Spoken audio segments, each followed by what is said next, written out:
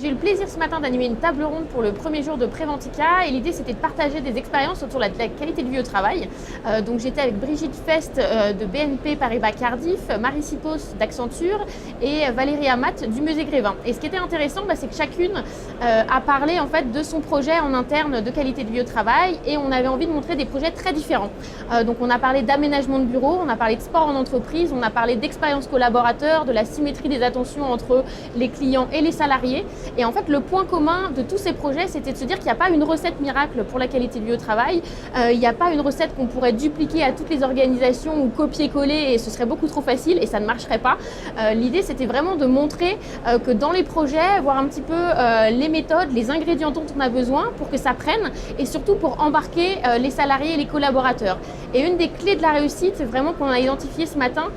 c'est déjà le sens. Pourquoi on fait ce projet, que les salariés comprennent pourquoi on aménage leur travail, en quoi ça a un impact sur leur manière de travailler, pourquoi faire du sport en entreprise, au-delà des vertus de la santé, ça peut aussi avoir des effets sur la manière dont on travaille ensemble, les liens qu'il y a entre les collaborateurs,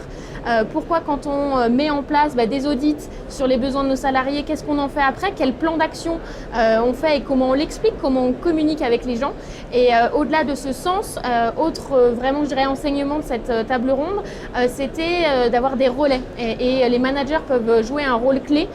pour expliquer aux équipes ces projets de qualité de vie au travail en comprenant bien que quand on parle de sport ou de bien-être, c'est une brique dans la qualité de vie au travail et que bien évidemment il y a d'autres choses qui sont faites, que ce soit en termes de management, que ce soit avec une fondation d'entreprise, on peut parler aussi de diversité, d'inclusion et l'idée c'est vraiment de partir du travail pour construire un programme qui ressemble à votre entreprise et qui du coup fera sens pour vos salariés et chaque année peut-être de le faire grandir et que du coup vos collaborateurs soient aussi moteurs dans ce projet-là. Voilà, la qualité de vie au travail, c'est vraiment diverses briques qu'on peut imbriquer de différentes manières dans le but d'améliorer d'abord les conditions de travail des salariés et ensuite leur bien-être au quotidien.